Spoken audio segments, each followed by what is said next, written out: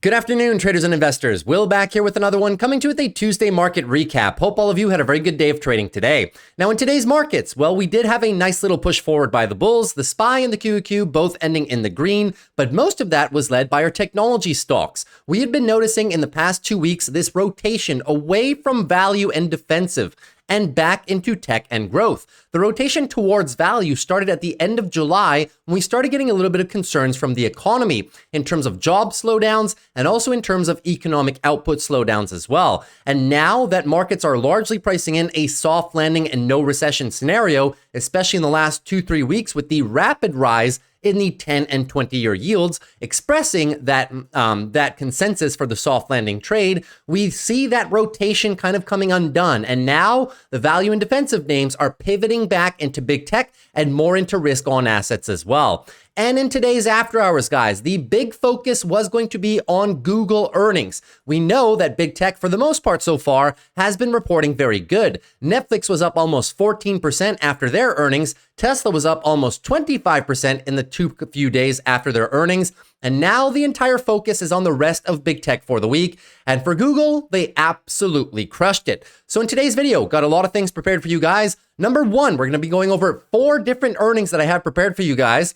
And I'll be going through these in kind of a rapid fire scenario, right? We're going to be covering AMD, Alphabet, Google, Chipotle, and Visa. Now, I know, guys, there's a ton more that happened today. FSLR, SOFI, PayPal, McDonald's, Pfizer. There's just too many for me to cover, right? So I'll go through a bit of their price declines, but not more than that. And then we'll dive into the 4 major ones, which I'll be doing in rapid format. Going to spend about 4 or 5 minutes on each. Usually I spend a bit more, 8 to 10. But since we have so many to do today, guys, I'll just present them in a very efficient manner and focus on what I think matters the most for those companies. Thereafter, guys, we're going to take a look at our major technical analysis rundown of our major stock market indexes, followed by our big tech names, see how those are shaping up.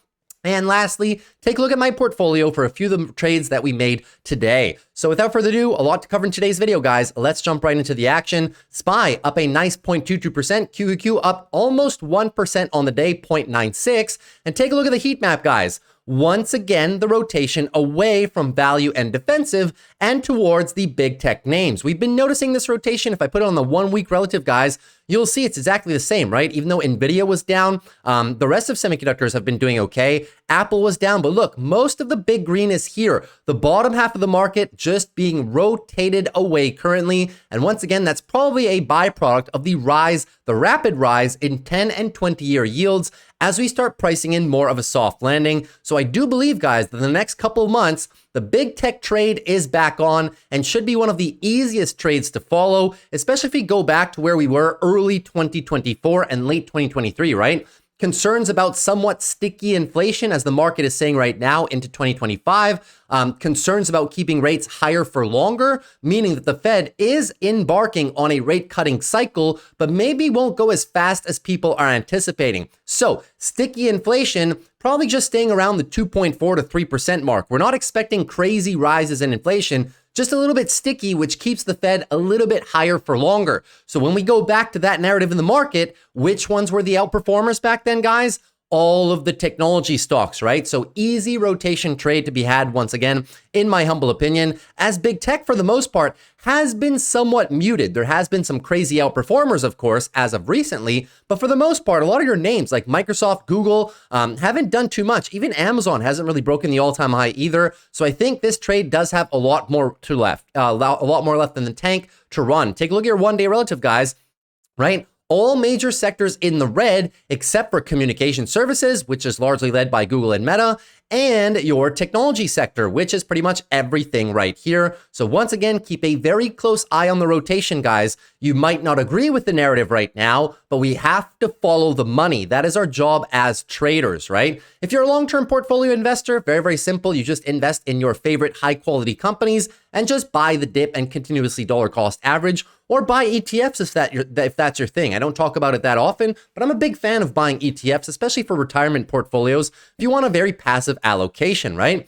So Before we get into more technical analysis, guys, let us dive into some juicy earnings. And we're going to start off with some companies that we did not cover, that we're not going to cover today, but I might do them on Friday, right? So taking a look at SOFI very quickly, guys, their earnings were very good. Their guidance was good as well. The stock did come down about 6.5% today, but it's completely logical and normal, guys, right? This stock has rallied over the past 4 or 5 weeks, right? 45%. So they would have had to put out some crazy earnings and crazy guidance to justify this increase.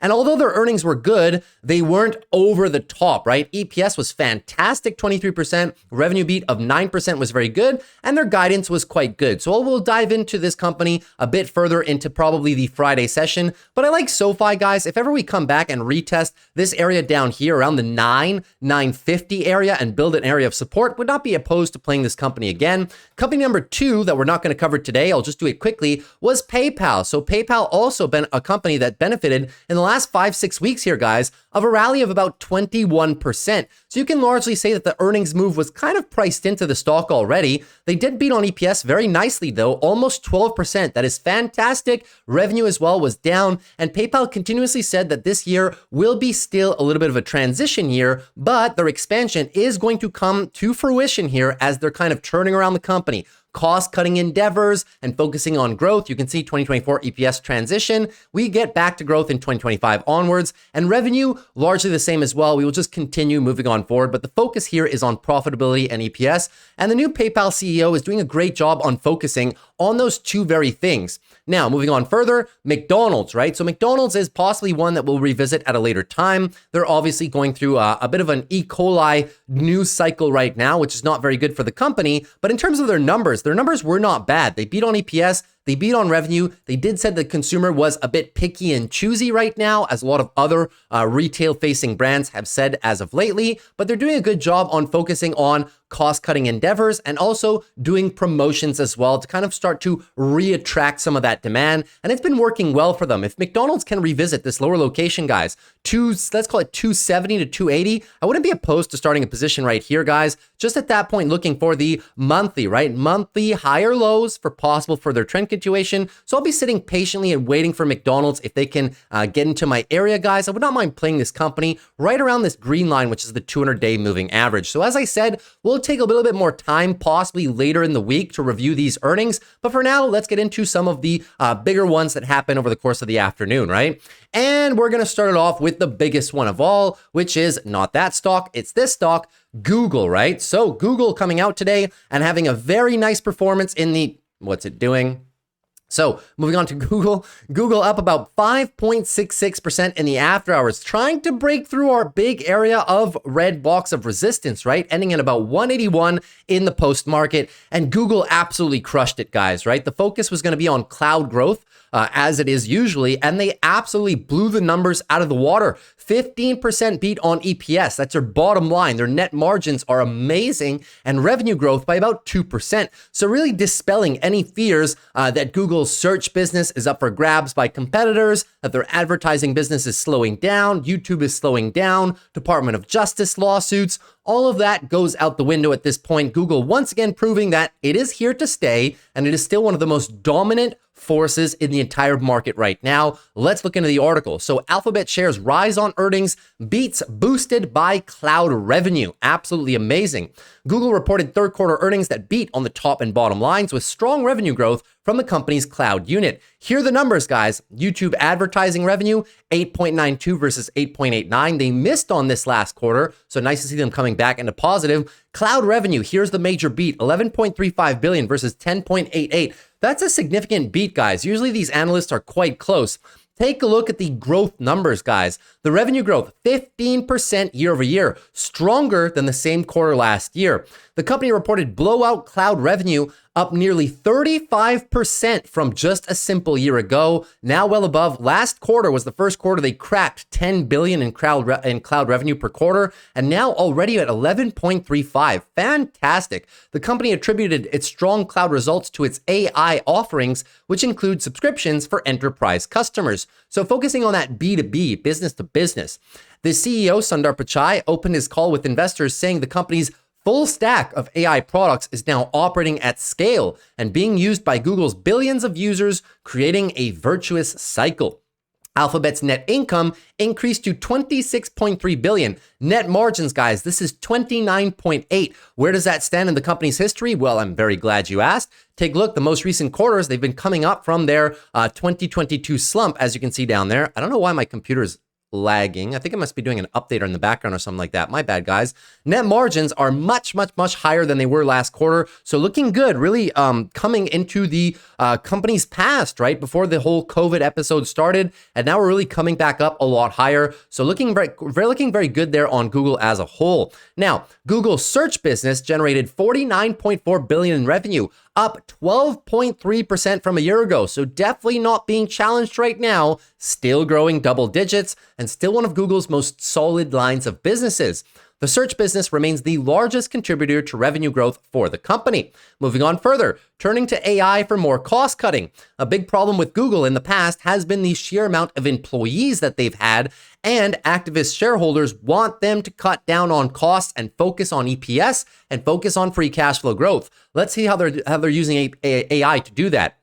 Google plans to build on existing cost-cutting efforts around using AI to streamline workflow and manage headcount and the company's physical footprint. Now, Alphabet reported advertising revenue of 65.85 billion. That was up from 59.65 just a year ago. Very nice 10.3% growth from a year ago in their advertising business as well. Looking excessively good here, guys. YouTube ad revenue just beat analysts' expectations, showing better growth than last quarter. The Google-owned company faces increased pressure from other advertiser options such as Netflix, TikTok, and Amazon. However, YouTube does have a specific niche here, guys, which is pretty much your long-form content or medium-form content that these other guys cannot really replicate at all. So although they do face competition, I don't think that YouTube's actual business niche is up for disruption at all. Now, AI is improving the YouTube recommendations. The company's AI language model, Gemini, has given YouTube the ability to recommend more relevant, fresher, and personalized content for the viewer. Hopefully it starts recommending some of my videos to you. Now, moving on further, so other bets, which includes the company's life sciences units, Verily, and self-driving car unit Waymo, yes, Google owns Waymo, reported revenue of 388 million in the third quarter, up from 297. So the other bet segment is doing quite good. Waymo closing a $5.6 billion funding round to expand their business in LA, San Francisco, Phoenix, and more other cities. Google Lens. So the company's image recognition product that uses mobile cameras and photos is used by more than 20 billion visual searches per month, said the CEO. It's one of the fastest growing search products and is used often for shopping. I'm pretty sure you guys have probably used it as well, right? So that's pretty much everything here, guys, right? Alphabet using the build on existing cost-cutting efforts around using AI to streamline workflow and manage headcount and the company's physical footprint. In other words, they're using AI to trim down their workforce, increase those net margins, and increase their efficiency and free cash flow. So Google, guys, beating absolutely everywhere, tremendous net margins. In terms of where this company stands, well, you guys know the drill. I've talked about this tons of times, right? Google, in terms of the balance sheet, margins are amazing in terms of where they stand right now. Look at this free cash flow that they bring in, guys. The free cash flow amounts are absolutely ridiculous at this point in time. Not that much debt in relation to the free cash flow they bring in per year and cash that they have on the balance sheet. The company still has $60 billion for buybacks, guys. Absolutely phenomenal company right here. All of the analyst price targets, for the most part, except for this guy, who must be disappointed right now, are all in the $200 range. And that's where I think the stock is going as well. Look at this gorgeous EPS expansion curve. Consistent, predictable, and profitable. Look at this revenue expansion curve. Consistent and profitable, guys. Goes with those monopolistic tendencies that Google gets accused of, right? So moving on in, guys, in terms of where we stand in terms of valuation, revenue growth of 9.8% per year, which is good. EPS growth of 17% per year, which is fantastic. Gives them a PE ratio at 180 of 22.6. Only a 22.6, and we divide this by their EPS growth rate, we get a PEG ratio of a cool 1.33. Even up here, guys, even up here, if you feel that you've missed the boat, always remind yourself that Google right now is very cheap. So I love this company. We'll do more technicals later on in the video as to where I plan to possibly buy a little bit more. Now, that's everything for Google. So now let's jump into company number 2, which is going to be another tech company. And this is going to be AMD. And we know, guys, that AMD has been struggling to beat their earnings. Well, not struggling to beat their earnings, struggling to hold up gains after their earnings. It's been a while since we've seen AMD pop off after earnings. And unfortunately, it won't be today. The company is down 7.6%. In my opinion, a overreaction to their earnings. But I mean, we've seen this in the past. They had great earnings last quarter and they dumped. They had good earnings 2 quarters ago and they went down. And they had decent earnings back here in January. I remember them too. And they also went down, right? So we've been looking for one of these AMD beats, 8-10% to the upside. Looks like we're going to have to wait a little bit longer. So 7.56% down. Take a look right here. Tiny little miss on earnings, guys, by a fraction of a penny right here, 0.3%. They did beat on revenue, though, by about 1.6. Kind of a mixed earnings from AMD, and it had to do with a bit of the guidance, which I assume people were anticipating for more. But for all intents and purposes, guys, in line on the top and bottom lines, and their guidance also came in line. But maybe a little bit of the NVIDIA effect, right? When everything just comes in line, and people want better and better and better, well, maybe they can't give you the share appreciation that you wanted on the day of earnings. Perhaps they'll realize the mistake into the future. We'll get into that right now. AMD shares fall as forecast fails to impress despite strong AI growth. Bit of a harsh headline. There's Lisa Su. So, reported third quarter results Tuesday with earnings in line with forecasts and revenue that slightly beat expectations. And that's going to be the moral of this earnings. In line. AMD said its important data center business doubled in sales for the second quarter in a row, and that's a big one. It's the most important one we're focusing on. But overall revenue guidance for the fourth quarter was in line with consensus estimates. AMD said it expected about $7.5 billion in sales in the current quarter. The expectation for the current quarter coming up now was 7.54. So there's the miss in guidance. I guess a tiny little fractional miss here by barely 1% is enough to send the company down by 7.5% in the after hours, right? Maybe they were looking at the EPS number and sent it down the exact same amount, 751, right? Who knows? Maybe conspiracy theory, tinfoil. The chip maker reported net income of $771 million, guys. This is very good net margin expansion by AMD, 11.3%. Where does it stand in terms of their history? Well, I'm really glad you guys asked again. So we have it right here, profit margins, right? 11.3. It is a lot better than we've been getting in the most recent couple quarters, and that is largely due to their data center business ramp, which gives them higher net margins. So love to see that. Now, moving on further, AMD is the second largest vendor of data center graphics unit. Second largest vendor of data center GPUs, right, which are used to train and deploy large generative AI models. We know this. That's NVIDIA's business now, too. In October, AMD announced a new AI chip called the MI235X and said it expected the AI GPU market to be worth $500 billion by 2028. Total addressable market, Jensen Huang from NVIDIA has said this as well, is absolutely massive, guys. So they're going after a piece of a very large pie right now. The company said on Tuesday it expects $5 billion in AI chip sales this year, up from a previous forecast of $4.5 billion. So the data center revenue is coming in above the estimates. Customer and partner interest for the MI325X is high. Production shipments are planned to start this quarter. They need to take a page from Jensen Huang's book from NVIDIA, right? They need to stop calling this the MI235XYZ-2. They need to call it something cool, something trendy, right? Like NVIDIA has Blackwell right now, right? So let's get on the train, AMD. Let's call your product something cool rather than just a, something like a retail graphics card like we're used to, like the 5900X or something like that, you know?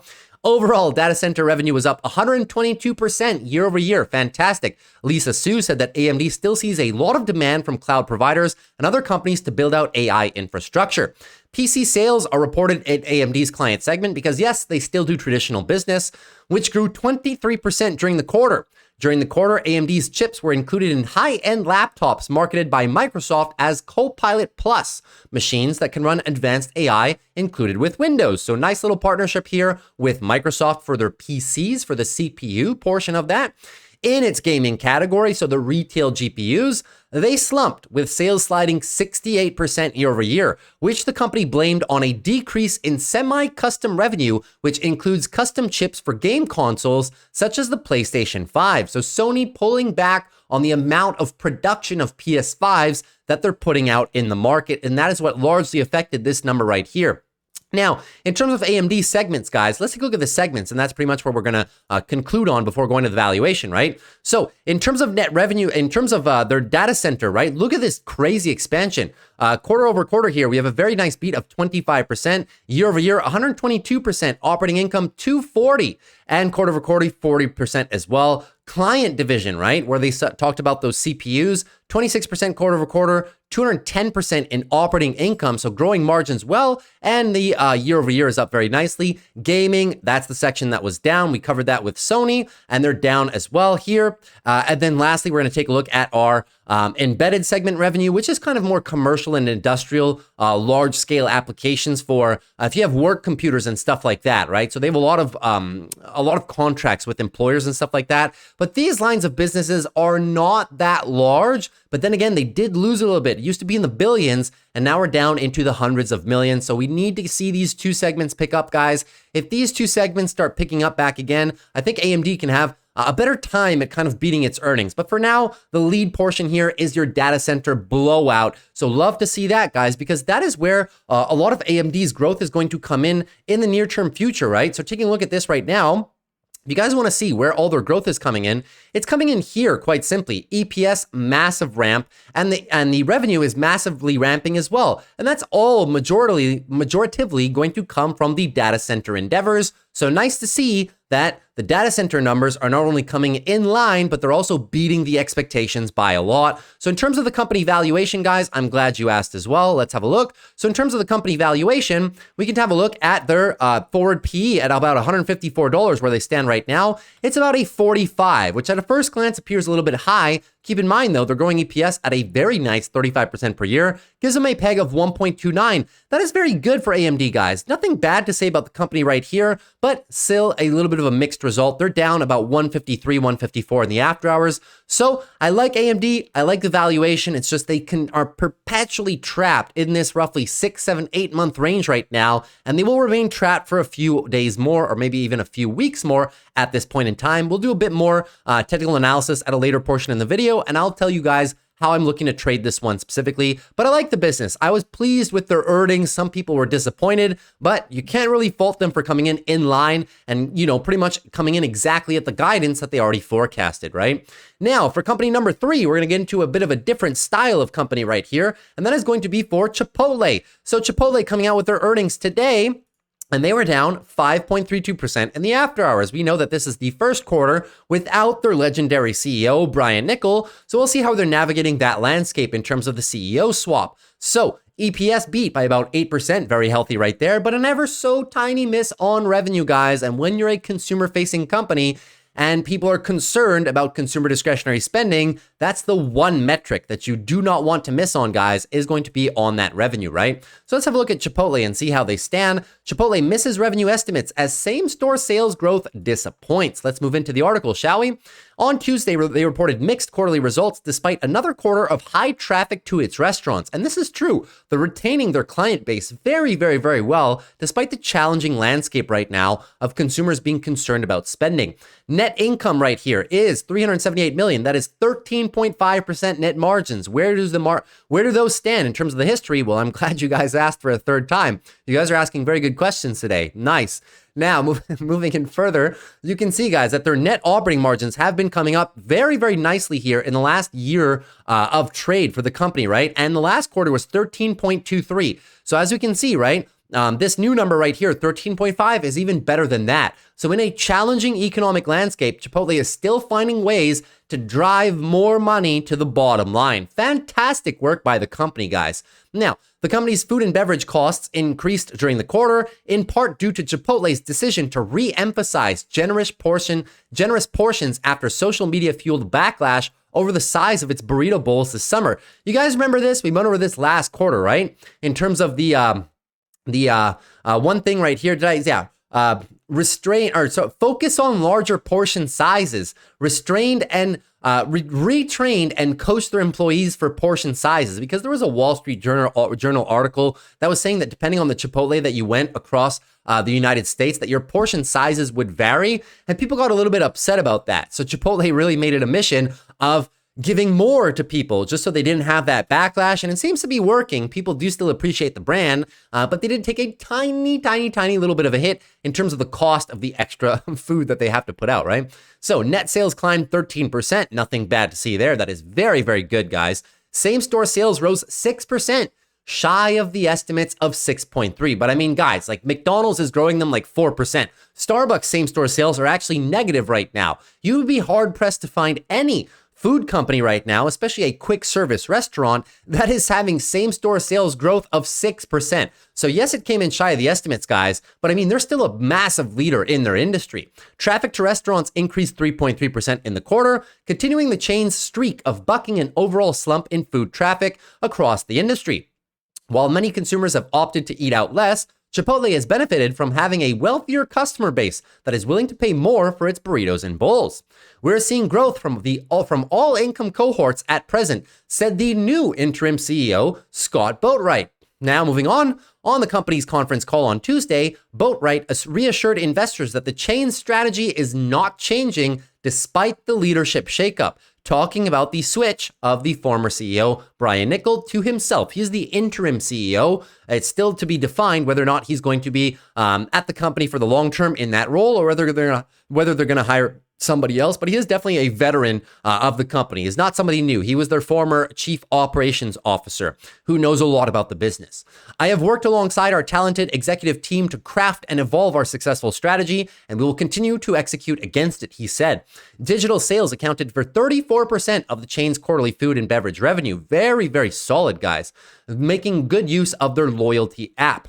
The company opened 86 new locations during the quarter, 73 of which included a Chipotle lane dedicated to online order pickup. So Chipotle does not have drive-thrus, guys. They have these things called Chipotle lanes where you pre-order on the app and then drive through the window and just pick up your food and it's already ready. So very efficient system, and they want to do a lot more of these. Chipotle is also investing in new equipment to improve its preparation and cooking. The company plans to roll out new produce slicers to all restaurants by next summer, and they're adding dual-sided grills as well. This company is all about efficiency, channeling their inner McDonald's in terms of trying to get the food preparation process as easy and simple for their employees to manage as possible. You may remember last year they introduced an automatic avocado peeler and slicer. So they're really using automation to their best capacity to keep employees in the front serving food rather than having them cutting lettuce, cutting onions, stuff like that, right? So moving on further, for the full year, Chipotle reiterated its outlook that the same store sales growth will grow by a mid to high single digit percentage. So 6-7% still, guys, not bad guidance there at all. And looking to 2025, Chipotle plans to open again between 315 and 345 new locations. More than 80% of those will include a ever so customer loved Chipotle lane. So Chipotle, guys, fantastic earnings, nothing bad to see there. Yeah, they missed on same-store sales a tiny little bit. And yeah, they're kind of getting bunched up with the consumer discretionary trade, which is a somewhat risky trade right now. But I don't think this company had bad earnings at all. Now, moving on further, revenue growth 12% per year, EPS growth 22% per year, guys. Look at these numbers on Chipotle, right? Look at their balance sheet. Their balance sheet is decent, right? They do have a decent amount of debt because they continue opening new locations, but it's nothing in terms of the amount of revenue they bring in per year, right? 10 billion revenue per year, decent free cash flow yields right there. So not looking too bad for the company at all, guys. Nothing bad to see here on the balance sheet. Decent free cash flow, decent amount of cash on the balance sheet too. So their balance sheet, although not as solid as Microsoft's, no problems there whatsoever. EPS, very nice EPS expansion curve. Revenue, very nice revenue expansion curve as well. No problems with the company. Now at $57, here's the one problem with, so the company doesn't have a problem, but the share price has a tiny little bit of a problem, right? So 50.9 is the forward PE. When we divide that by their EPS growth rate, it is a 22% per year. Gives them a peg, guys, of 2.31. Now, for a tech company, I'd be willing to let this slide, but for Chipotle, in this macroeconomic environment, guys, you know, the sell-offs will be justified by the valuation concerns, right? The stock has run an absolute monstrous amount since the pandemic lows, all the way up to the highs that we had earlier on in the year, right? it's up like a 5x at this point in time. Like, how much more do you want from a quick service restaurant brand that is trying its best to navigate these challenging landscapes right now with the consumer? So the one thing, guys, right now is that yes, the company is expensive. It's still growing very well, but on a relative basis, it is expensive. We just went over Google, right? Google is almost a $2 trillion company. Their PEG ratio is only a 1.33. Take a look at Meta, right? We're comparing against tech companies right here, right? If tech companies don't even have, PEG ratios, this is Meta. If tech companies don't even have PEG ratios in the twos, then, for Chipotle to maintain this in this environment, guys, it's going to be a little bit difficult, but the company is doing as best as it can right now. I'm a big fan of playing short puts in this lower location down there, 54 to 52. As of right now, guys, no real concerns for the company whatsoever, but we'll keep a close eye on this one. It's not my favorite chart or favorite stock to be placing some bets on right now, but if we have some large declines like this, wouldn't be opposed to writing some short puts in the lower 50s in terms of some good support ranges, right? So that's everything for our Chipotle stock review. Now, coming into the last one, and the last one is going to be Visa. So moving on to Visa, guys. Visa, extremely simple for you guys. I can sum it up in 3 simple words. Business as usual for Visa, right? So take a look at this EPS. EPS once again beating by 5%. No surprise there. Revenue once again beating by 1.4%. That's why I love this company, guys. I don't even need to look at their earnings to know that they're going to do a very decent job, right? They never guide way too high that they can't beat it. They never really guide excessively low either. They always come in and usually beat the expectations. So it's just business as usual for Visa right now. Take a look right here. Visa profit climbs on payment volume and they beat the estimates. What a surprise. Moving on further, net revenue for the fiscal third quarter rose 12%. Cross-border volumes climbed 13%. The results were driven by relatively stable growth in payments volume, cross-border volume, and processed transactions, plus strong momentum across new flows and value-added services. This is the largest credit card company in the entire world, guys. They have the most amount of payment volume, they have the most amount of customers, so you can expect them to retain their monopoly. Now, moving on further, we see tremendous opportunity ahead to grow our business, said the CEO. Now, Visa plans to dismiss about 1,400 employees and contractors by the year end. Layoff news, but why? As part of an effort to streamline its international business. About 1,000 of the cuts will be tech positions, while most of the others will affect workers in merchant sales and global digital partnerships, according to the report. Now, we expect to grow the number of employees at Visa this year, next year, and for the foreseeable future. However, we continuously evolve our operating model to better serve clients and accelerate innovation and growth, which can lead to the elimination of some roles. They're getting more efficient at the jobs that they do, possibly implementing AI as well. So we've seen this a few times so far this current earnings cycle where companies are laying off a little bit of employees. They're kind of trimming the fat. I wouldn't say that this is an indication of a recession. This is an indication of a company just becoming more efficient and possibly using some productivity tools such as AI to kind of trim their labor force, right? So the U.S. Department of Justice sued Visa last month, accusing the company of monopolizing the U.S. debit card market in the Biden administration's first major antitrust case in the financial services industry. You guys remember this lawsuit? You guys also remember me telling you guys to buy the heck out of the dip of the DOJ news there, and to also buy the heck out of this dip when the DOJ struck again? Well, now you know why. It's usually always a very good proposition, and here's what the CEO had to say. McInerney described the lawsuit as meritless and lacking understanding of the U.S. payments ecosystem. So there you have it for Visa, guys. Business as usual. If you want to go through the earnings slides, we'll go through the earnings slides together very, very briefly right here. So as you can see, EPS rate year over year, 17% increase, nothing to see there. Revenue, 12% beat, 12% year over year growth. Fantastic, right? Let's take a look at some of their segments right here. You can see U.S. payments volume growth coming back over the quarter was quite good. 2024 processed transactions growth looking quite good as well. Cross-border volume growth looking very decent as well. So here you go.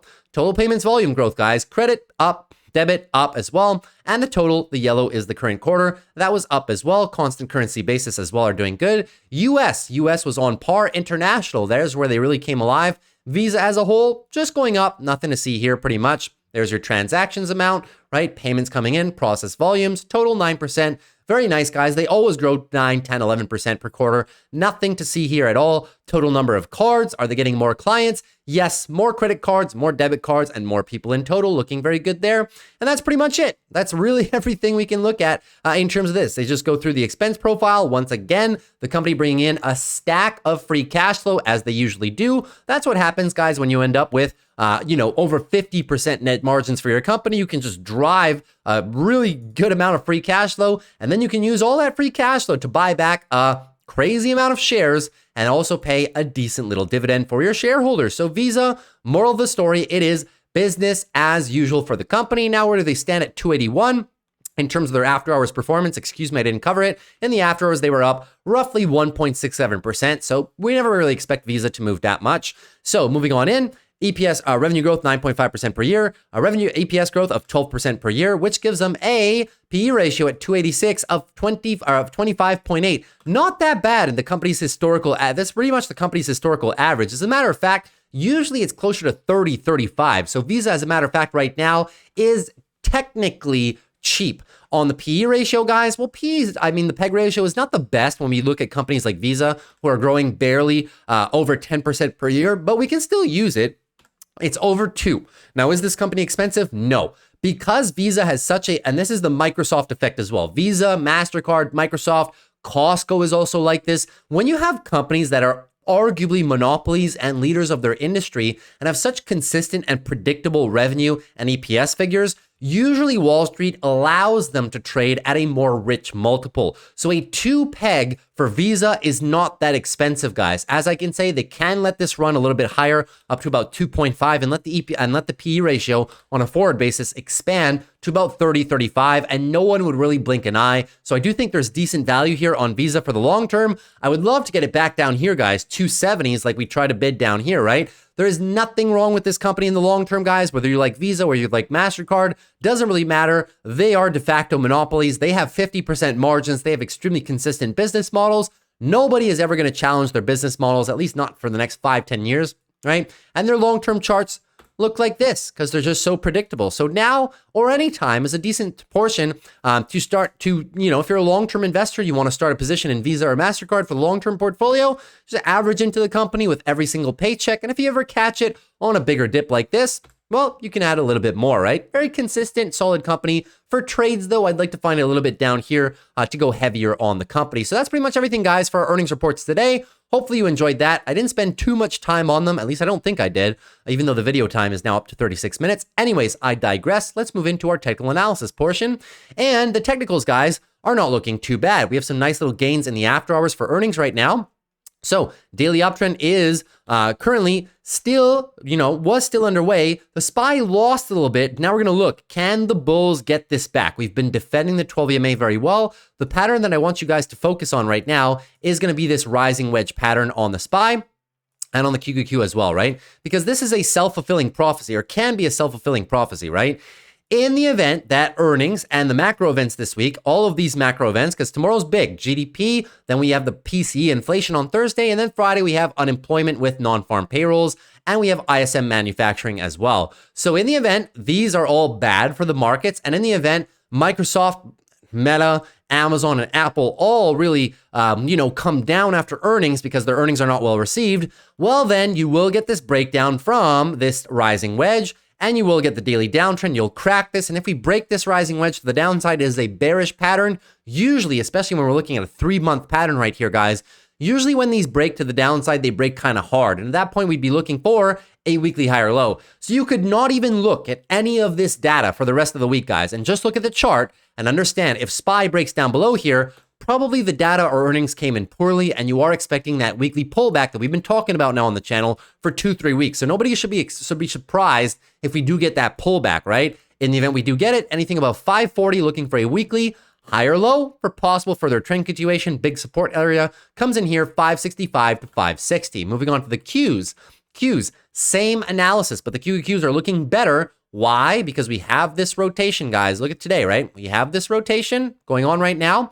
So that is why we're doing a lot better on those, on the QQQs more than the rest of the market, right? So daily uptrend right now was looking nice. We had a little bit of a loss of that daily downtrend. Now the bulls get it back. So we'll see if they can hold these gains. And obviously, there's so much more to be had this week, guys. There's all of these remaining earnings, right? Microsoft, Meta, Eli Lilly, Caterpillar, stuff like that. Then we also have Uber, Amazon, and Apple, some of the big ones, and MasterCard right down below here on the Thursday session too. So a lot of big names still, right, guys? The action is not done for the week just yet. So moving on, QQQ's looking good, defending the 12 EMA. They're going for the daily uptrend breakout, right, at this point in time. But in the event that they are not able to get it done because of XYZ, macro, and earnings, well, keep an eye, guys, on this rising wedge once again. So you'll know if it's a self-fulfilling prophecy or not. If we challenge this because the earnings fall apart, the data falls apart, and we break down below, retest, and run, well, you know that on the weekly, we have cracked a 3-month rising wedge, and we're probably due for about 2-3 weeks of consolidation, at which point, what are we looking for? Anything above 448, looking for a weekly high or low for possible further trend continuation when we get through that. And we're going to be looking at the major level of support, guys, which is 480 down to roughly 475. So not that bad, guys. The QQQs still looking very healthy, but so much action left to be had this week. It's all going to be about earnings and those macro events, which all start roughly tomorrow. Moving on to XLF right now, not that good of a day, 0.61% to the downside. XLF doing a whole lot of nothing in the last roughly 5-6 days of trade. We knew we had a very nice daily uptrend going right there. And unfortunately, recently, we kind of lost it, right? Kind of lost it, but we haven't fractured the lows just yet at 46.63. Keep an eye. If they do that, daily downtrend is underway. And what are we looking for, guys? Well, I'm glad you asked once again. You guys are asking really good questions today. So moving on, weekly, looking like a beautiful weekly uptrend, looking for a weekly higher low at this point, anything above 44.60, looking for the weekly higher low for further trend continuation. The area of confluence is going to be 45.90 roughly. The 12 EMA is curling up there. Previous resistance for 5-6 weeks. Current support for the markets, just looking to maintain this weekly uptrend. No big red flags on XLF just yet. And my favorite trade that I'm looking for on XLF, as you guys may well know, is Berkshire. Berkshire's just been consolidating, doing a whole lot of nothing now, guys, for about a month and a half. Reminds me of this period right here where we last a little bit longer. If we continue this consolidation, I'm just expecting the tightening range pretty much, and then eventually the pop. So looking to build some positions on Berkshire in the lower 450s. I'm not really nervous for this company at all, guys. Really nice monthly uptrend, looking for the monthly higher lows for possible further trend continuation. Moving on to XLV right now. So healthcare down another 0.28%, continuing its slide. So daily downtrend well underway for healthcare right now. Where are we looking for this slide to potentially stop? Well, we know we have almost daily oversold conditions right now. A few more big days of red should do it. The 200 EMA on the daily is right down there as well. On the weekly, we know the context has been a weekly downtrend. So even if we do get a daily bounce, guys, need it to be a sizable bounce, 50-60%. Give the bulls some space off these lows to be able to reset into a daily uptrend. If the bounce is too weak, just going to revisit another leg of daily downside and another continuation of this weekly downtrend. But now's the time, guys. 148 down to about 144 is going to be the level of support. All of these guys, which were previous resistance, should be acting as support. 50 EMA is there on the weekly as well. And on the higher time frames, the monthly still looks good. It is a monthly uptrend, looking for a monthly higher low for further trend continuation, and anything above 138, a lot of space, looking for that higher low for the eventual further trend continuation, maybe later on in the year. So not looking too bad. The biggest one there is going to be Eli Lilly tomorrow, guys. Eli Lilly is arguably, with UNH, the biggest weight in all of healthcare. So this one will move the index a lot tomorrow. Moving into SMH right now. So SMH, 2.27% to the upside, looking good on semiconductors, guys. And that is because we had some really good performance here by AVGO during the day, AMD during the day, and the whole list to the right.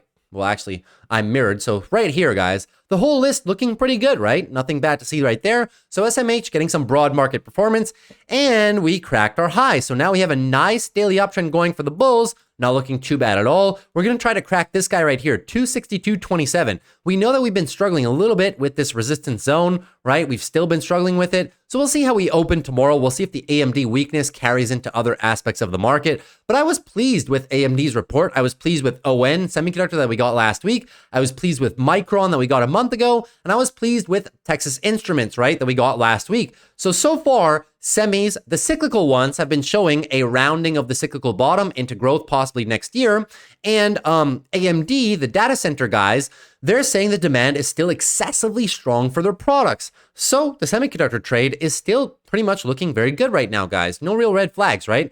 In terms of the weekly, weekly uptrend is nice. Looking for a possible, even if we do get rejected right here, guys, we'll still be just looking for a weekly higher low for possible further trend continuation. But if we break a little bit higher, guys, just a nice continuation of the weekly uptrend, which is going to push the momentum higher, right? So semiconductors, not looking too bad. Once again, my favorite way of playing this is in the way of writing short puts, right? So whenever we get big drops on some of our favorite semiconductor names, we can use those opportunities to write some short puts. And that's probably what I may be doing for AMD moving into the foreseeable future, right? So hopefully that makes sense for all of you guys right there. Now, moving on to IWM. So IWM, the Russell, getting, a slight move to the downside is the word I was looking for today. So the Russell still kind of trapped, right? Still really trapped right here. Not looking the best, but not looking the worst. I mean, the bulls had a great big give back of all that momentum. And now we still have that overhead resistance, guys, which is the 2020 and 2021 areas of resistance, right? So the weekly bulls don't look too bad right here. We still do have a decent little weekly uptrend, but I'd be careful if we start losing these lows, 217, and give it all back this week, right? Lose this level right there, daily downturn. We just go into more weekly consolidation. And we may just get a tightening range as the bulls kind of struggle to break through this area because we know that yields have been constantly moving up. And a lot of these companies are unprofitable growth companies in this index. So obviously a challenging environment for them to go up while yields are going up as well. So IWM, I'm still at a pass on this trade. If we come down here though, 213 to about 205, I may just revisit some re-entries for this one. And now lastly, the Dow Jones. Dow Jones not looking too bad today, 0.36% to the downside. We know they lost the daily uptrend. Daily downtrend is underway by the Dow Jones. Lower high, and if we do set a lower low by breaking the low of last Thursday, well, just understand, guys, or rather Friday, just understand that daily downtrend continues. And what are we looking for? Well, this area is nice confluence. The 50 EMA is the purple line right there. Previous support as well. But in the event that the bears say we don't care and just blast through it, what are we looking for here, guys? On the weekly time frame, gorgeous weekly uptrend, looking quite good. Looking for a weekly higher low for further trend continuation. So if we get through this guy right here at the 41,008 I was just talking about with the 12 EMA, the larger area, in my opinion, is going to be down here, 41.3 down to about 41,000 with the 26 EMA. Anything above 40,000, this guy right here, guys, just looking for a weekly higher low for possible further trend continuation. So no red flags just yet on the Dow Jones, even though it hasn't been the strongest in the most recent 2 weeks of trading, right? Now, moving on further down the list, guys, and we're going to cover Bitcoin. We covered yields yesterday, so let's cover Bitcoin today. Look at this, guys. Bitcoin coming above, right? Above. If we can close this weekly candle like this will be the first weekly candle close in the $72,000 range. We're almost fracturing the all-time highs. We came into equal highs today, guys. Bitcoin with a crazy 4% day, looking very good. We were on the watch for this, right? I've been pointing this one out a few times. The secret sauce was in the weekly, guys, right? First weekly confirmed uptrend since all the way back here. They didn't do it here. They did not do it here as well. They lost it. They did not do it here. They lost it. But here, weekly uptrend confirmed. And when we pulled into this area, I was telling you guys, if you missed the bottom down here with us, watch for the retest of 65, 66K. We got the retest. That was the entry. And now we're moving on. Look at this MACD on the weekly, guys. This is 6 months of negative MACD finally turning positive. Bitcoin really starting to follow gold at this point, right? Looking very good on the weekly, looking very good on the daily, slight daily overbought condition. So at this point in time, guys, daily uptrend is nice. Any pullback will be looking for a daily higher low for possible further trend continuation. Anything above 65.5, just looking for that higher low. And it's all going to be in the weekly candle close, guys. If we pull back a little bit more, guys, I will be looking to possibly write again some BITX puts or maybe even load up some further call options. My price targets for the next 6 to 12 months have to start. Well, number one is going to be 80, but then we are probably going for that 100K mark in the next 6 months at some point in time, in my humble opinion. Moving on to big tech right now. So moving on to big tech. Big tech not looking too bad. Give me a very quick second, guys. So Apple with earnings on Thursday, right? So very tough for me to give some insights into where Apple is going to go. Apple might go up tomorrow just because of Google. So we'll see what happens. I really don't think Apple's going to break 237 before earnings or really break the downside 225. Apple's going to move about 5% up or down, 4 or 5%. I think they're largely going to be muted before earnings. So rather than giving you guys the trends right now and everything like that, they can be broken on the day of earnings. So anything that happens before earnings can just be undone, right? Big move down, daily downtrend and support below us, 229 down to about 225. Everybody knows that. And if they beat earnings, daily uptrend simply continues, new all-time highs, and the weekly trend moves up as well. So for Apple, guys, we're going to be doing a little bit of Apple prep in tomorrow's video. I don't want to spend too much time on this one today. We'll do a lot more prep for it in terms of expected moves and the trades that I want in tomorrow's video, okay? After the close, that way you guys can, well, not financial advice. But if you want to get inspired by what I said, you can apply that on the Thursday session, right? So Apple, going to skip over it for now, but not looking too bad at all. AMD, we just covered them for earnings, right? Where do they stand right now? They're literally right here. Literally where we were last Friday or last Thursday. So not much has changed. Yes, we've given up the rally once again. And unfortunately, yes, we will just be looking for a daily higher low. Can they maintain this? They're running out of space, guys. 151. We knew we had a daily downtrend, right? Going for the engulfing move to change this to a daily uptrend because we want the bulls, guys, to set the weekly higher lows and go for the weekly uptrend continuation. But if they cannot get it done and they give all this back and flush the week below 150, weekly downtrend will unfortunately be underway again on AMD, and we will once again be going into a phase of slight monthly consolidation. If that is the case and we continue losing the levels thereafter, guys, and flush below, I'll be looking to write some short puts in my favorite area, which is the lower 140 down to 125. So we'll keep a very close watch on this one for AMD. We'll see how it settles down after earnings and for the next few days of trade. But that is the moral of the story, guys. They need to protect this area with their lives or they forfeit some of the higher time frames and also forfeit this crucial area that they fought so hard to reclaim. Well, now they need to defend it with their lives. We'll look at this one tomorrow more in depth after hours as well. So moving on to Amazon as well. Amazon up about 1.3% today. Very nice showing by Amazon, but Amazon, guys, literally has earnings coming up on Thursday session as well. So very tough for me to tell you guys Amazon's short-term direction. I don't personally think they're going to break below 183 or crack above 195. So although we would like to assume that the daily uptrend will progress into these highs right there, earnings is a toss-up. It can go either way. If you ask me, though, I think it's going to be fairly bullish. Amazon usually moves 6-7% after earnings. 6-7% would put them literally close to the all-time highs at that point in time. And to the downside, we revisit my 180 to 178, my desired location to be writing short puts or buying a few more leap call contracts. So I'm not going to spend too much time on Amazon because we know that any short-term price action we have in the next 2 days before earnings can largely change on the day of earnings as well. So we'll skip over Amazon. I'll give you guys a much more in-depth preview for Amazon. Tomorrow, we can spend a little bit more time on them, but I'm going to try to be a little bit more efficient from this video to keep the time on the video as short as possible, right? Now, moving into Google. So guys, you know where Google was in the after hours, right? 181. Have you noticed that we've done something right here? Where are we above right now? Let me put a line right here. Where are we above? We're above a very crucial area that I was telling you might be problematic and that we might need earnings to get through it. And the prophecy came true. We are now above this whole 170 to 180 area of resistance, cleanly above all the short-term moving averages. And now a beautiful push higher is underway. So at any point in time, if this move tops out, we're going to be looking to fill the gap here from prior earnings. 183 is the target. If we fill the gap and then move a little bit lower, you guys know the drill, looking for a daily higher low for possible further trend continuation. And this is the area, guys, the back testing area. I'll be going for some short puts on this one, right? So if we back test it real quick, I'll be looking for maybe the 177, 175s, 172s, depending how far down we cut into it initially. I'll be looking for some short put trades and maybe even loading up some further bullish call trades as well. Why? Because look what we just did. Weekly downtrend for a considerable amount of time since July, right? Now, this will be a confirmed weekly uptrend. First time that we've had this in 3-4 months. Confirmed weekly uptrend, perfect. Any little pullback, we're looking for a weekly higher low for further trend continuation. And I do believe that this is a $200 stock in the next 3, 4, 5 months worth of time. So every single dip, I will be aggressively positioning for the continuation of that rally. And look, there's the MACD. You saw it on Bitcoin, right? This is since July, 3-4 months almost of price action momentum to the downside, and now we will be curling. So Google looking quite good. Moving on to Meta today.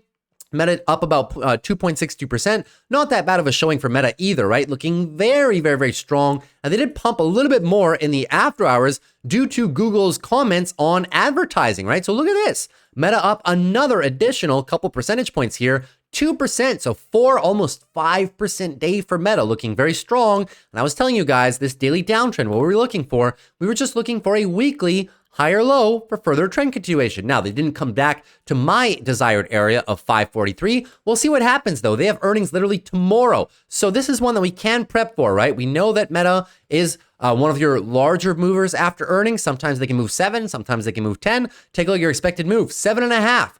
To the upside or to the downside? So to the upside, 7.5. Where would that put us? That would put us close to 650, wouldn't it? Almost, guys. So 650 would just be looking for the weekly trend continuation, looking very strong. But to the downside, where we're looking for, guys, to the downside, 7% down would literally put us back into my buy zone. So if we come down here, guys, 540 to 535, I'd be highly surprised if Meta drops after earnings this time around, but we've seen crazier things happen in the most recent couple quarters. If they do drop, I will be sitting here for some buy orders. Just looking, guys, once again, for the breakout, retest, and possibly run. This weekly candle is not closed yet, so we'll see how it goes. And also the monthly, guys. Look at this monthly chart on Meta. Looking absolutely fantastic. Any retest, in my opinion, is a great buying opportunity. So we'll be keeping an eye on this Meta trade for tomorrow. But I do have a very bullish leaning penchant, admittedly. And even at $600, guys, the stock right now is relatively very cheap. Moving on to Microsoft. So Microsoft also has earnings coming up tomorrow after the close as well. So Microsoft, let's do the expected move, and I'll tell you guys how I possibly am looking to play it. You guys know Meta might be expensive for you guys, Microsoft as well. So I didn't really give you guys any short put strategies. I mean, you're free to do what you want. If you want to position with some call options or some put options, if you want to make some directional bets, not my style for the most part, but you guys are free to do what you want. I prefer the 2 standard deviation move to write some short puts. So instead of writing puts at 4.5%, we write them at 9% below. The expected move is 4.5 for Microsoft. So Microsoft 4.5 to the upside, guys, will be looking quite good after earnings, right? So after earnings, 4.5% to the upside would put us all the way back at 450. And at that point as well, would really give the bulls some lift, get this weekly uptrend going, and smash through this resistance, which is 435 to 423. After earnings, if it's good and they pull back in the next few weeks, a breakout retest. This retest area will be a very nice area to add, possibly some calls, possibly some shares, whatever preferential strategy you like for the trend continuation trade. And if we pull back 4.5% to the downside or more, we'll be coming into my preferred area of support down here, guys. 405 down to about 390. If we come down here again, I will be buying more leap call options, more call debit spreads, more shares for my long-term everything. Look at the MACD coming off of a lot of weakness since July. And I do think we'll be curling if earnings is, for some reason, ill received tomorrow, which I would be surprised because Microsoft doesn't miss that often. Buying opportunity down here for me, guys. So that's just how I'm looking to play Microsoft coming into tomorrow after their earnings or before. Moving into Netflix up about 1.38%. Netflix is still kind of just consolidating sideways after their massive 12-14% rally. So daily bulls are in full control, but keep an eye on these lows right here, 744. We are looking for the potential trend continuation. In the event we flush, though, get the daily downtrend, you guys know what we're looking for, right? Looking for the weekly higher low for possible further trend continuation. So no red flags on Netflix at all, guys. The next target is going to be 800 psychological because we are at the all-time highs right now. Looking quite good. No red flags at all. Just watch the way this one breaks. The expectation is for bullish continuation. I'm not positioning right here, but if we do pull back and I do get my weekly higher low down into confluence, 720, 730 down about 720, this zone could be tempted for a little bit of a long here for trend continuation to the upside. Moving into NVIDIA. NVIDIA, not looking too bad today, 0.52% to the upside, looking quite decent, right? Just holding on to gains as best as it can. Be mindful, though, of this last Wednesday close. If they break this below, we'll lose a couple things. We'll lose the daily uptrend. We'll also lose the 12 EMA, which is our short-term momentum guide, right? So if that's the case, you can also see the daily MACD is slightly wanting to maybe take some off the table. So if NVIDIA gets dragged down with AMD tomorrow and we go into daily consolidation, we'll just understand what we're looking for here, guys. Weekly uptrend is gorgeous, looking for the weekly higher low for further trend continuation. So first level of defense is going to be 130 down to 126. Could be a decent area to play the breakout, retest, and run. So a little bit of a position here could be warranted for some trend continuation. And in the event they unravel a little bit more and come into a really hard sell-off, right? Bad macro, bad rest of tech earnings, and NVIDIA just gets dragged down for the next couple of weeks. Well, 120, 115 is where I would go a little bit more heavy. So here would be a light trend continuation trade for me. Here would be a pretty medium-sized trend continuation trade right there, because at that point, we'd just be looking for a little bit of a monthly higher low as well for further trend continuation. Not looking too bad on NVIDIA at all, guys. Bulls remain in full control. And of course, if you just blast through the upside like this, well, you guys know where we're going, 150 psychological. Moving on to Tesla. Tesla not looking too bad today, 1.14% to the downside. They have room, guys. We know what happened, right? We were anticipating getting rejected at the 265, 275. It's been a struggle for this stock to break through this area in the past year of trading, and this time has been somewhat the same, right? But Tesla has a lot of space to work with right now, guys. looking for the daily higher low. How do you know the higher low is set, guys? Move down to the lower time frames. You're looking for the hourly downtrend to stop. So now we have the hourly downtrend, guys. If it continues, you know the daily consolidation is just continuing. If the hourly uptrend is reverted to the bulls, you get the higher low, higher high pattern. You know the daily higher low is set, and then you're looking for some trend continuation. The further that the bears are able to pull this down, the less likely you are to be able to V-shape and smash this. The closer that the bulls keep it to resistance, the easier it is for them to keep their strength and just try and blast through this, right? So as of right now, it's looking good. No trade yet for me. If I see a little bit of a pullback down here, 250, maybe tempted to write some short puts, 240, 235 perhaps, benefits from some volatility, but the bulls are looking good to say the least. Weekly is in a very nice uptrend right now, and in the event we lose the daily uptrend as a whole and set a daily downtrend, right?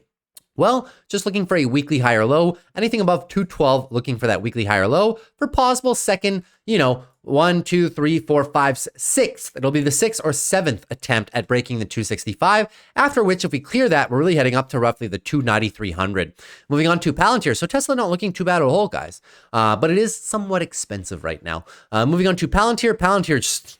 Palantir is just doing Palantir things at this point, right? So beautiful daily uptrend is underway right now, clear as day, right? The bulls in full control of this one right now. So daily higher lows are set right here at 42.29, looking for a daily higher low for further trend continuation, reacting a little bit from our prior resistance here, the 12 EMA, playing a little bit of defense right now for possibly a next leg higher. The next leg higher, guys, the next psychological level is going to be $50, right? So another 10% away. In the event Palantir gives this up, flushes these lows and embarks on some daily downtrend consolidation, you guys must know what we're looking for at this point, right? Looking for a little bit of healthy, very healthy weekly consolidation on Palantir. I'll be looking for a retest of maybe 39, 38. If we can pull back here, Palantir does that sometimes, right? Pulls back for a couple of weeks, after very big rallies, pulls back for a couple of weeks, and then just puts in another leg. So we'll be looking for that area down there, 39 to 38 as a whole. So I would not be surprised if Palantir is able to test that, build a little bit of support down here, and maybe run. At that point, I'll be looking for some short puts below this area right there. So that's pretty much everything I had for you guys in terms of some earnings and the analysis today. So hopefully you guys all enjoyed that. For the portfolio, since we did a lot today, I'll keep it until tomorrow, but the moral of the story, guys, all you need to understand is yesterday we placed some SOFI trades, right, for earnings. So SOFI was a bit of a mixed bag. It came down hard. I was able to get out of the $9 contracts that I had with a win. The 950s, we took a loss. It was basically a wash. Didn't really make any money on SOFI. We did make a decent amount on PayPal, though. You remember I had the PayPal 72s right there. It logged me out, right? So let me just, you know what, let me do it real quick. I know the video is over an hour right now, but let me log in for you guys real quick. Let me just get the phone ready. Let me just pause it real quick, and I'll join you guys back in 2 seconds. All right, so we're back. So let me just show you the earnings trades that I took yesterday. This was part of the 2 standard deviations away from the expected move. The strategy that I showed you guys, I used for earnings in the Sunday night top 5 options video towards the end of the video. So if you didn't see the strategy, go watch that video I posted on Sunday. It's towards the end of the video. You can see the links in the description of the timestamps of that video for that strategy specifically. In terms of the SOFIs, right? So you guys know that I wrote a bunch of 9.5 puts and some $9 puts as well. 3 on the 9.5s and 7 on the 9s. Now the moral of the story, guys, is I want to close these at the open pretty much. And so SOFI, although they had good earnings, you can see I closed the $9 puts for a penny. So these were worthless. We made about 30 bucks there, but the 9.5s, we closed them at a loss. We wrote them for about 12 cents down here. You can see I closed them for 22. So we made 30 bucks on the 9s, lost 30 bucks on the 9.5s. If I would have held SOFI just a little bit more, guys, throughout the day, we would have been able to make some money on those 950s as well. But that's not what I'm trying to do. We just, because so many times when a stock is dropping like this, we close it pretty much at the lows right here. And that's the strategy, right? Because you never know if they're going to have some continuation, and I want to free up the buying power for other plays. Or you get ended up sometimes with situations like Pinduoduo, which drop and just keep dropping, right? Or like CRM, where they have a bad earnings day, right? Let's say, CRM, they have a bad earnings, and they just keep dropping a little bit more before eventually getting that bounce, right? So you never really want to get trapped in these earnings plays. That's all they are. They're just straight earnings plays. So you get out of them the very next morning, regardless of what the stock does, and you just move on to take the next trade. Thereafter, we had the PayPal earnings trade, the 72s. That was a 2 standard deviation away. And we opened them yesterday, as you may recall, for 26 cents. We closed them first thing in the morning as well for roughly 7 cents, 9.32 at the open. So pocketed a decent amount of premium there as well. Now, some other closing trades that we did here, guys, today is we closed TSM. You may remember this one. It was a swing trade, was just looking to use some buying power before big tech earnings and just get a little bit of money, right? If I could, and it did happen, guys. We got 86 cents for them yesterday, closed them for 66 cents. So we pocketed like $20. It's not the biggest trade. I was expecting it to move a little bit quicker than that, make about 50% on this. But, you know, we take what we can get. So all in all, between the earnings trades and the TSMs, we got about $50 in wheel premium yesterday. So not the worst performance, but definitely not anything to scream home about, right? In terms of the closing trades, you may see some closing trades here. I closed OXY and I closed some of the TLTs, but I did not close all of them, guys. I kept my OXY calls, keeping the exposure low. So I kept the TLT, the OXY calls, and I kept the TLT calls as well. But I've been telling you guys, right? In terms of the narrative that we're having right now, rising yields and oil trade being out of favor. We heard yesterday from, geopolitical tensions in the Middle East are coming down and there's a global oversupply of oil. We also know that oil is seasonally weak in the fall season. So rather than being in oil and possibly TLT and trying to time the bottom of a very, very complex TLT trade in terms of bonds, right? Concerns about the debt level, stuff like that. Here's the closing trades and here's my arguments behind them.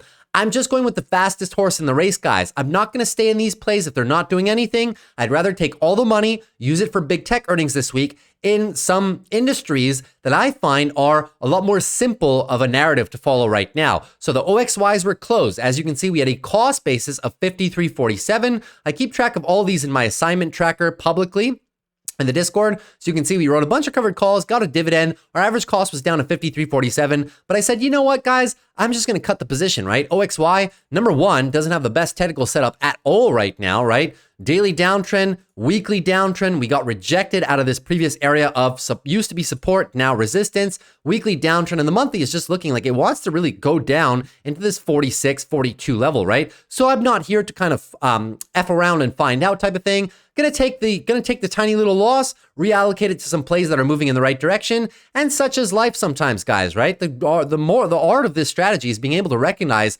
which plays are not moving fast enough for you because it's all about ROI per day. So you took about a $3 loss per share there, not that big of a deal. We're making most of that back with just one BITX short put trade for half the capital that we took over the course of this week, which I'll show you in a little bit. And we also closed the TLTs, the TLT shares that I had, which were taking up $9,000 of exposure and not doing anything. We took a loss on those as well, right? So the OXY trade, I justified it, right? Taking too long to recover, ROI per day not optimized at all, oil out of favor seasonally, temporary de-escalation of Middle East tensions, and global oversupply of oil, right? Simple. Now moving on to TLT, another simple, just closing the loss, guys, right? Closing the loss, moving on to some things that move faster in a more clear narrative. Now, the TLT, the reasons, unclear narrative, US debt concerns, right? Higher rates for longer is what the narrative is right now. Soft landing, reinflation, sticky inflation, 2.5%, 3%, right? And bond trader speculation, also known as the bond vigilantes, right? So all of that combined, complex narrative right now. I have no doubt that TLT is going to recover eventually, but I'm taking that the 9 grand and the 5 grand from OXY and using it to play earnings plays. And we'll probably make at least half, if not more than half of that money back this week, rather than waiting for weeks and weeks and weeks for these to recover, right? So taking 9K in capital and reallocating it to more favorable narrative trades. But in this one for a month, ROI per day is severely underperforming. Tons of earnings plays this week on companies I have a higher conviction in than chasing a bond trade. And then I said, yes, it is daily oversold, but it could just be a bounce and stay at these lower levels for some time. I am keeping some of my longer dated calls for the eventual recovery, which you can't see, but it's right there. All right. So that's pretty much the logic behind closing the TLT trade. So hopefully that makes sense. And the OXYs. Now, in terms of the new trades that we took today, well, we have a bunch of earnings trades and I'll show you them. So we took some AMD short puts right here, the 141s, 40 cents. The stock is trading about 154 right now. We should be able to close these for 90% plus profit tomorrow. So there's some money collected on those, right? CMG, we had the $52 puts. Now the stock is trading around 55, 56, 57. Should be able to close this $17 for a good win as well. Now another earnings trade. These are all 2 standard deviation move, guys. All of them, right? In terms of the other one, Google, we wrote the 155s for this Friday, $89. We're going to be able to collect 100% or close to that profit by tomorrow. So another win right there. So you guys tell me, was it worth it to close OXY and the TLTs? We've already made a decent amount of money back, right? And the Google Leaps are uncovered now. So this will be a very nice win into tomorrow as well. And Microsoft too. Microsoft's been moving up, so looking good. We have the debit call spreads there. I have the Leap in the other account. And lastly, down here, really down at the bottom right there is Visa. As you can see, we took a Visa 272.5 put into earnings as well. Short put, $88 there as well. We're going to collect all of that tomorrow because Visa beat, and this should be worthless by tomorrow. So decent little earnings trades. As you can see, we made pretty much all of the Oxy back. We're moving into TLT. The BITX trade, right? $235 that we're pretty much all pull forward by now, right? Wouldn't be likely to be assigned at the 30s by the end of next week. So we'll collect an extra $235. So we're making all of those losses back, guys, just like that, right? So capital allocation is very, very key when you're following narratives that are in favor rather than having loss aversion bias, staying in losses for too long, trying to justify your position over and over and over. If you see a better narrative, a clearer narrative, and you just got to follow the money, guys. And that's what we're doing on the channel, right? All the other plays right here I've explained in the past. So this should be no surprise. If you want to know all of the rest of the plays that I'm not talking about today, just look at last Friday's video and I go through a full 15-20 minute rundown of all these positions and what I'm doing with them, right? That's pretty much everything I had for you guys for today's video. In the event you wanted to join my Discord where I give you all the trades, because most of them are usually always, well, for the most part, I don't want to get ahead of myself, but they're all for the most part very nice winning trades. These are on a weekly basis. So these are our weekly recaps, right? If you want to benefit from all of my trades in real times, the earnings trades, the regular wheel trades, the call option, leap call option trades, the share trades, I give a bunch of them. They're all right here and I give them on a daily basis. Private live streams every morning. You can ask me about your trades, your stocks through the live streams or all throughout the day in our chat rooms, private videos as well, and so much more. If you want to be in, if you're interested in that, the link is always down below in the Discord. And if not, well, consider liking the video. Would really appreciate it for the growth of the channel. Also consider subscribing to the channel if you're new. We do these every day after the close. And lastly, guys, if you have any questions whatsoever, now is definitely the time to leave them down below in the comments. Anything you want me to look at a stock, technical analysis, second opinion on an options play without it being financial advice, discussion about the macro, asking me why I closed TLT, even though I still showed you guys that I still have a bunch of call options down here, right? Anything you guys want is up for game. So leave the questions down below and I'll be happy to answer, usually in the first 24 hours. Take care. Love you guys. See you tomorrow. Have fun and be careful out there. Peace.